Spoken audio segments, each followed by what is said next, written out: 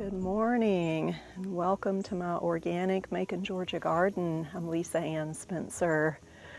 It is a very pleasant 66 degrees here in Macon. Oh my goodness, it's so wonderful. I decided that I would come out and enjoy my garden. I was very tempted to work. I did a little work yesterday. Most of you know we had COVID last week, 2 weeks ago, and it's been kind of a slow recovery.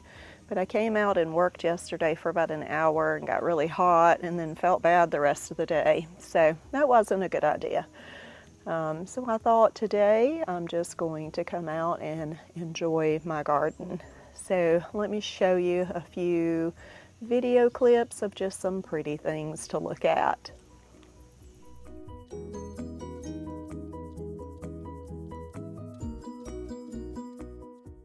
Oh, look at this great big hornworm. Can you see it?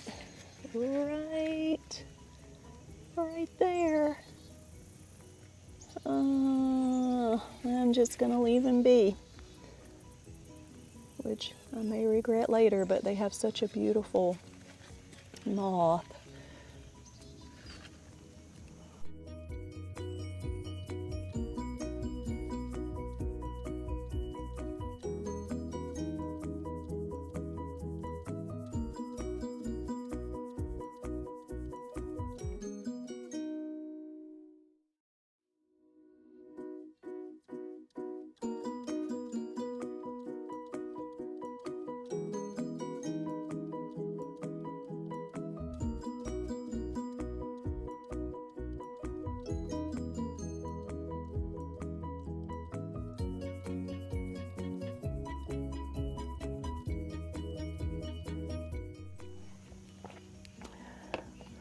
Sometimes I forget that the garden is not just all about trying to produce some veggies for the table.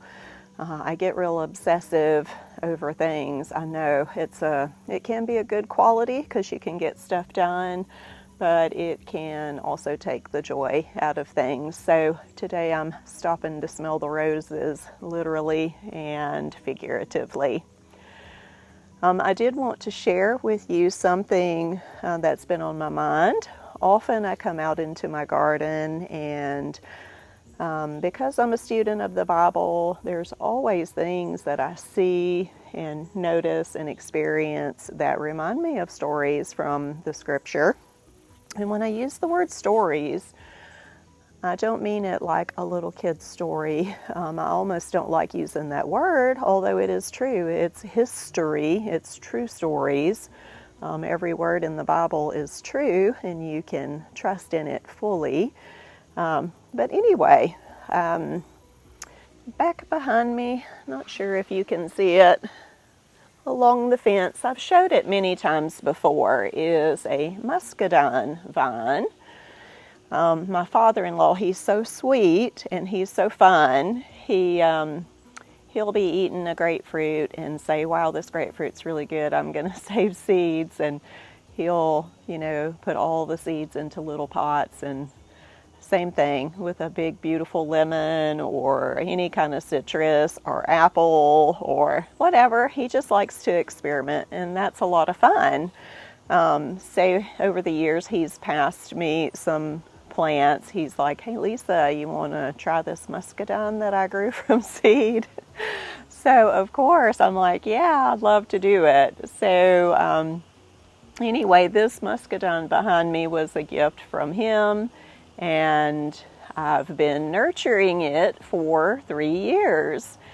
And this year it had clusters with flowers and it bloomed, and I was like, yay, finally I'm going to get some fruit from my muscadine vine.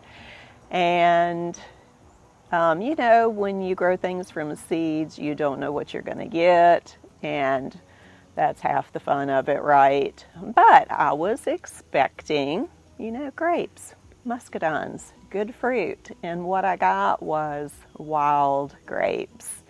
So let me show you. There is the base of my muscadine. I let it have two branches. One goes to the left about 16 feet down the fence there. And then the other one, of course, goes the opposite direction, almost 16 feet. And you can see that fall is upon us because the leaves are turning color. Let's see. Let's find some of this wild fruit. There it is. See how tiny it is? Barely big as my fingertips.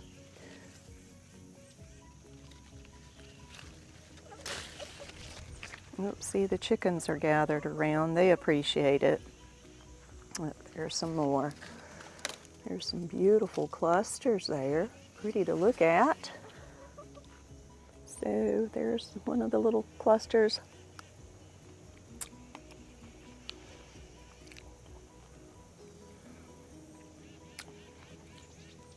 They're sour and sweet, and the seed, they're all seeds. That little tiny bite had two regular size muscadine seeds in it.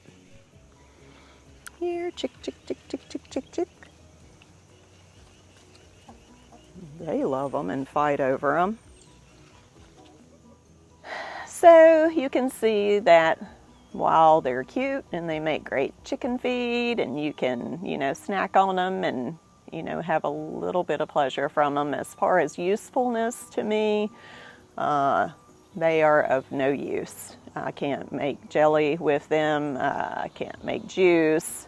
So that, of course, reminds me of a story in the scripture. So I brought my Bible out here this morning because it's so nice. I wanted to do my Bible reading in my garden this morning.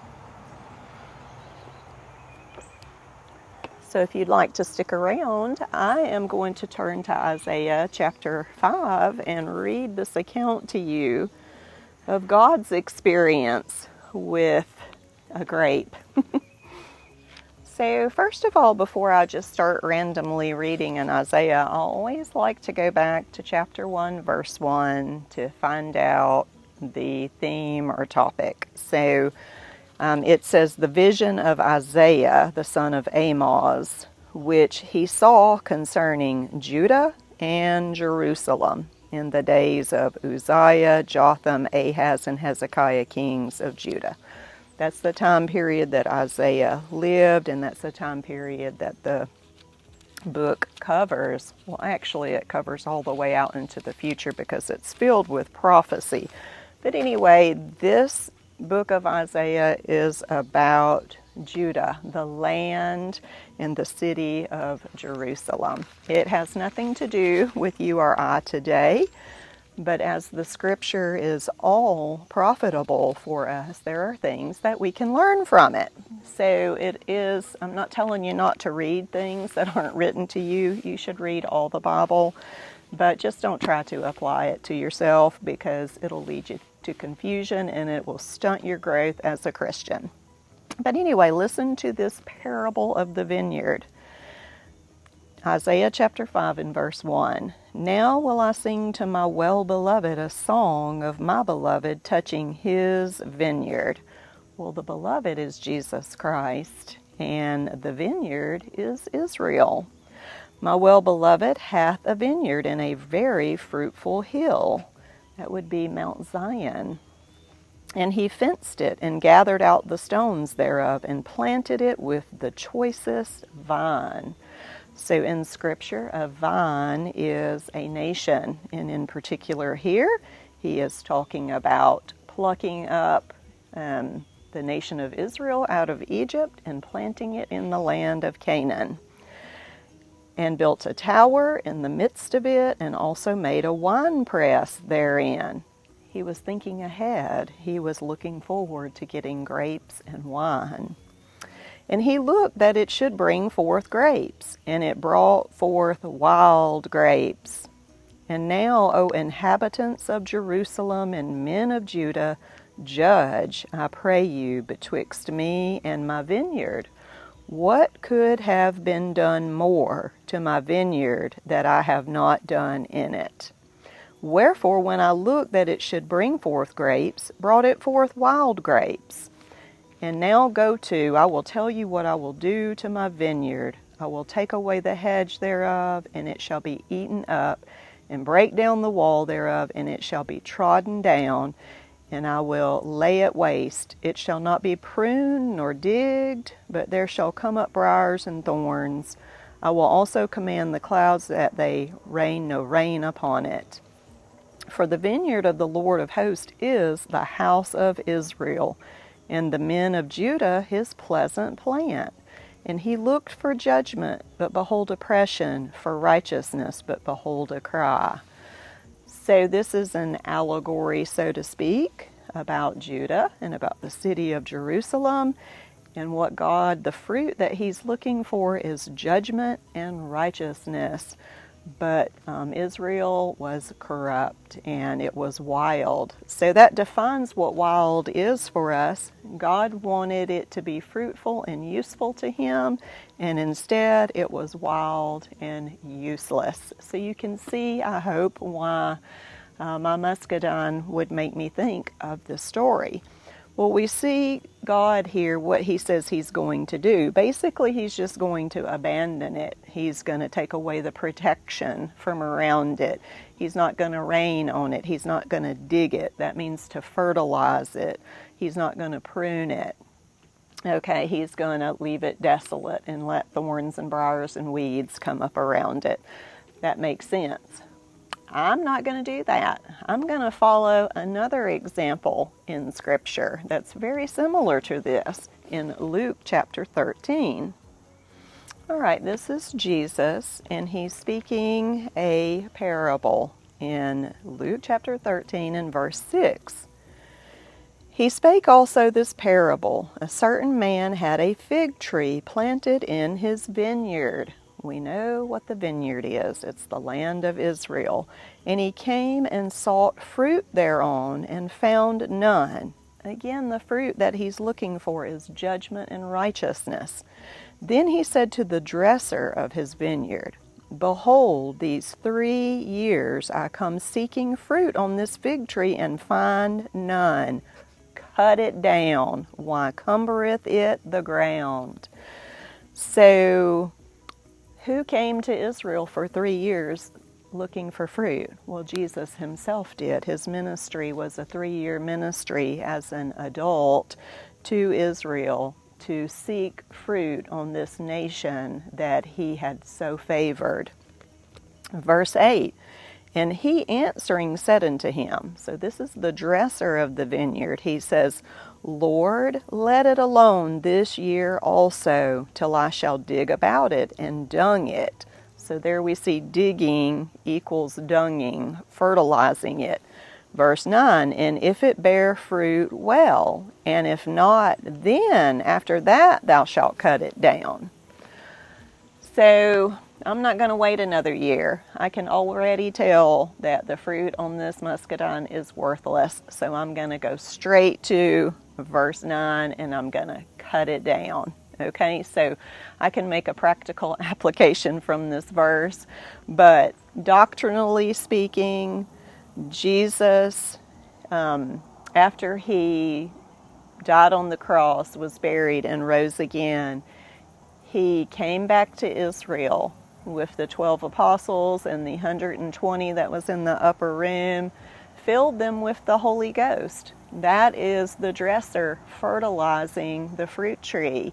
He's giving them what they need to be able to bear fruit. Okay, but a few people bore fruit, but the nation itself, his choice vine, his fig tree, failed to bear fruit. They rejected Jesus, and then they went on to murder Stephen, a man who was filled with the Holy Ghost. So the book of Acts tells us that God came back for this 1 year, gave them the Holy Ghost, went out and fertilized Israel, ministered to them, did healing and signs, and was fulfilling all the promises, yet they still rejected him. And the result was that it was cut down.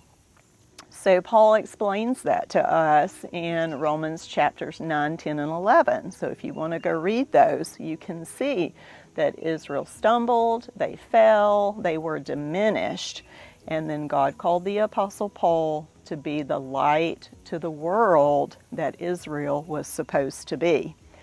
But that's not the end of the story. Can't leave you with it that way, because we know that God said all Israel shall be saved. We're going to be raptured out of here. We're the body of Christ. We were a mystery given to Paul. Only Paul speaks of the rapture. We're going to be raptured out of here.